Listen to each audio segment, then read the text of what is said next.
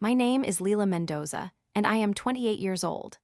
I live in San Clara, California, a place where dreams can be as vibrant as the sunshine, but sometimes just as misleading. I am of mixed Filipino heritage, which makes me feel a strong connection to my roots and the beauty that comes with them. And at the time of this story, I was looking for someone who could understand my background, my culture, and my experiences.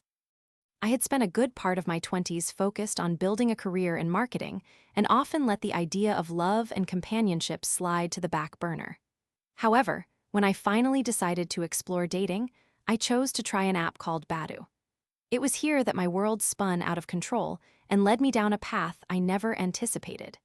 The excitement of connecting with someone new was exhilarating. I matched with a young woman, let's call her Jay. She was charming and sweet, and soon we were engrossed in each other's lives. I thought I had found something special, a bond forged in long conversations filled with laughter and shared dreams. Jay claimed she was a nursing student, deeply passionate about helping others. To me, this sounded genuine and lovely. I started developing not just feelings for her, but an emotional attachment that made every single message from her feel like a sweet whisper in my ear. The stories she shared about her life were compelling. She spoke about her dreams and aspirations so vividly that I could almost see them unfold in front of me. As the months rolled on, I found myself falling deeply for this illusion. I began to trust Jay and even wanted to help her in small ways, thinking of her as someone I could build a future with. However, the seeds of doubt began to bloom in my mind as February approached. I found myself scrolling through her social media accounts during quiet moments, only to discover evidence of a different life, one that did not include me. It was a growing anxiety that gnawed at my heart, prompting me to investigate further. My gut told me that something was terribly wrong. In mid-January, I worked up the courage to confront Jay about the doubts swirling in my heart. When I asked her if there was someone else, she confessed to me in a message that shattered my world. I was heartbroken as she revealed that the person I had been connecting with was actually her mother pretending to be her for all that time. I felt like a tender leaf being ripped off a tree, stung by betrayal. Bitter reality set in. The warmth of her words had been a lie. The woman I had poured my heart into had never existed. Her mother had created this fantasy and used it to extract money from me, cash transfers amounting to approximately $768 that I naively thought were gestures of love. The anger bubbled inside me like lava ready to erupt. I could not believe I had been duped, manipulated, and toyed with by a pair of scammers. It was overwhelming. I felt as if the ground beneath my feet was crumbling away. They had taken advantage of my longing for connection, and I was determined not to let them get away with it. A fire ignited within me. I could not simply walk away unscathed without some form of payback for the torment they had caused. Taking a step back, I crafted a plan that would bring them down. I started piecing together information that showed the actual extent of the lies I had been fed. My heart raced as I browsed through our old conversations and stumbled upon a critical piece of evidence: a photograph of a piece of paper with Jay's name and address written on it. It was like striking gold. I had their identities, and I knew what I had to do. In March, with resolve and righteous anger fueling my actions, I made a decision that would send shockwaves throughout their lives. I doxed them on Facebook, shedding light on their deception in the most public way imaginable. I posted their full names, addresses, and maliciously detailed the deception. To intensify the impact, I included screenshots of our chats, photos, and videos of Jay thanking me for my generosity. It was shocking how quickly it caught fire. The post went viral in local groups related to her hometown. People could not believe that something like this could happen. Jay's world began to crumble before her very eyes as my exposé attracted unwanted attention. The thrill of seeing my revenge unfold sent chills down my spine. Buoyed by the emotions coursing through me, I waited patiently for the aftermath. Just when I thought it could not get better, Jay's former friend, whom I will call M, came forward to share even more gossip about JM had heard of my post and wanted to use me to bring Jay down further, revealing juicy rumors about Jay being involved with a former mayor. It was clear M had a score to settle and was using me as her cannon fodder in a complex war of their own. But I was not opposed to using her as well. I persuaded M to share my original post across countless groups, knowing that the more eyes on it, the better the results for me. I watched in satisfaction as M shared my expose over 600 times. One particular video showing Jay gained 16,000 views, and suddenly, her life was being laid bare for all to see.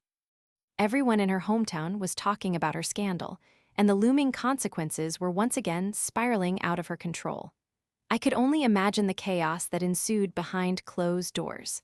My heart raced with the simple idea of Jay's downfall.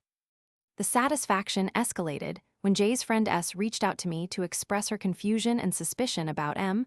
I truthfully laid it all out, explaining how M had manipulated her into sharing the gossip to leverage me against Jay. This led to a dramatic fallout as S confronted M publicly on Facebook, revealing the cracks in their friendship for the world to see.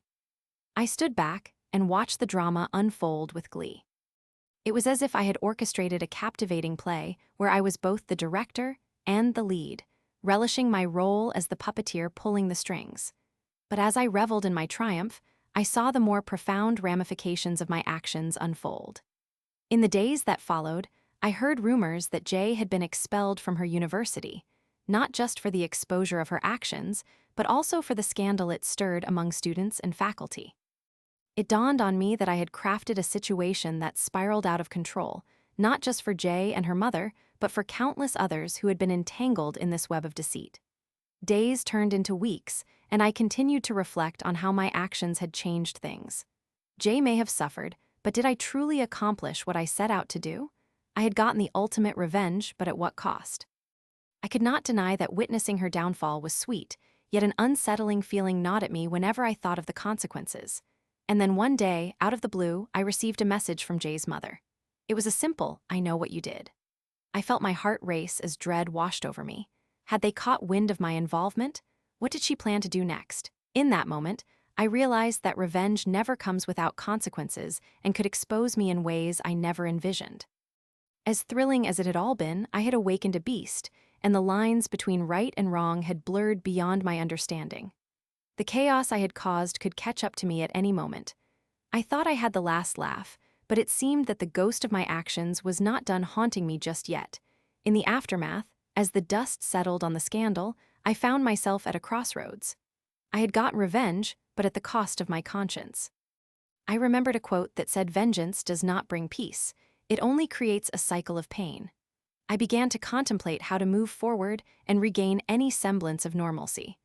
I thought long and hard about what I wanted my new normal to look like, one that would not be shrouded in animosity and despair. Now, I must find a better path as I grapple with the consequences of my actions. Will I live in the shadows of what I had done, or can I emerge transformed and wiser from this experience? As I navigated through the complex emotions surrounding the aftermath, I decided I would no longer allow my heart to flare with vengeance. Attack and counterattack would not lead to fulfillment. Instead, I would focus on creating a life full of positivity and kindness. I felt compelled to find a way to honor my journey, transform the pain, and regain a sense of peace. Perhaps Jay and her mother were products of circumstances I would never fully understand, and it was time for me to let go of the anger and move forward. In allowing myself to seek healing rather than revenge, I found empowerment in reclaiming my narrative.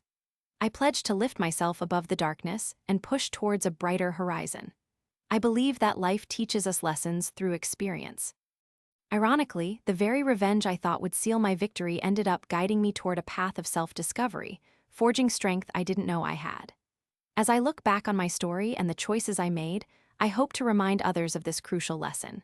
Vengeance may feel sweet, but it is forgiveness that nourishes the soul.